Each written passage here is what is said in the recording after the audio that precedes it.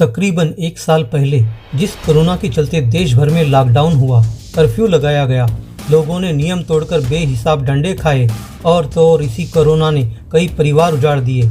आम हो या खास, कोई भी इसका शिकार होने से नहीं बचा। लेकिन जैसे ही धीरे धीरे सब अनलॉक होने लगा, लोग ये भूल ही गए कि कोरोना नाम की कोई बीमारी भी है। नियमों की धज्जियां इस तरह लगातार उड़ाई जा रही है कि कोरोना फिर तेज रफ्तार से लौट रहा है। देश में समय समय पर हो रहे चुनाव के दौरान राजनीतिक दल भी इस कदर भीड़ बढ़ा रहे हैं कि सोशल डिस्टेंसिंग क्या होती है ये तो भूल ही जाइए। बाजारों में हर तरफ भीड़ ही भीड़ है। लोग ना मास्क लगाना जरूरी समझ रहे हैं, ना सामाजिक दूरी। शादियां हो या पार्टियां, हर तरह के समारोह सभी नियमों को ताक पर रखकर किए जा रहे हैं। देश में मंगलवार को एक दिन में कोरोना के 28,869 नए मामले दर्ज किए गए। यह इस साल का सबसे बड़ा आंकड़ा है। इससे पहले इतने ही मामले पिछले साल 15 जुलाई को दर्ज किए गए थे। ये जानकारी केंद्र सरकार के पोर्टल पर रात 12 बजे अपडेट की गई।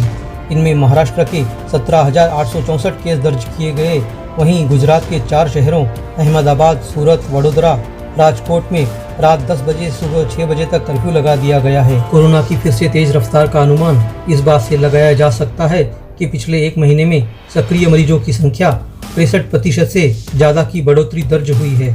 15 मार्च को सक्रिय मरीजों का ये आंकड़ा बढ़कर 2.25 लाख पार कर गया। 2 महीने पहले यानी 8 जनवरी के आसपास सक्रिय मरीज 2.25 लाख थे। हालांकि इस आंकड़े में महाराष्ट्र सहित 5 राज्यों का बड़ा हिस्सा है, लेकिन लगभग 10 राज्यों में संक्रमण की रफ्तार तेजी से बढ़ी है। सोमवार को भी लगभग 85 दिन बाद देश में 26,000 से ज़्यादा नए मरीज मिले थे। वर्तमान में महाराष्ट्र में सबसे ज़्यादा नए मरीज मिल रहे हैं। लगभग 65% नए मरीज यहीं से आ रहे हैं। पिछले एक महीने में यहाँ एक्टिव मरीजों की संख्या 3.5 गुना से ज़्यादा बढ़ी है। 16 फरवरी को यहाँ 37,125 एक्टिव मरीज थे, जो बढ़कर 15 मार्च तक 1.30 लाख पार कर गए हैं। वहीं देश के कुल एक्टिव मरीजों में भी लगभग 70% हिस्सा महाराष्ट्र का ही है। महाराष्ट्र में मौतें भी सबसे ज़्यादा हो रही है। मार्च में कोरोना के बढ़ते आंकड़े खतरे का अलार्म बजा रहे हैं। देश में 1 मार्च से 16 मार्च के बीच लगभग 3.25 लाख मरीज सामने आए हैं। इस दौरान 1800 से ज़्यादा लोगों की कोरोना से जान भी गई है। अब तक देश में कुल 1.14 करोड़ लोग संक्रमित हो चुके हैं। वहीं 1.59 लाख से ज़्यादा लोगों की जानें गई है। वहीं मंगलवार को पिछले 24 घंटों में देश में 131 मौतें दर्ज की गई। इनमें 82.44% मौतें सिर्फ 7 राज्यों में हो रही है। मौत के मामले में भी महाराष्ट्र सबसे आगे है, जबकि पंजाब दूसरे नंबर पर पहुंच गया है।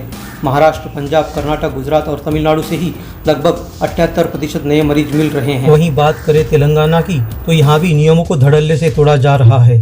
बाजारों में भीड़ ना मास्क जरूरी मानती है और ना सामाजिक दूरी का पालन हो रहा है। मंगलवार रात तक की गई 60,527 कोरोना टेस्टिंग में 247 पॉजिटिव पाए गए, जिसके बाद अब तक दर्ज मामलों की संख्या 3 लाख से ज़्यादा हो गई है। तो वहीं अब तक 1659 लोगों की मौत हो गई है। वहीं स्कूल और कॉलेज खुलने के कारण कोरोना का कहर छात्रों पर हो रहा है।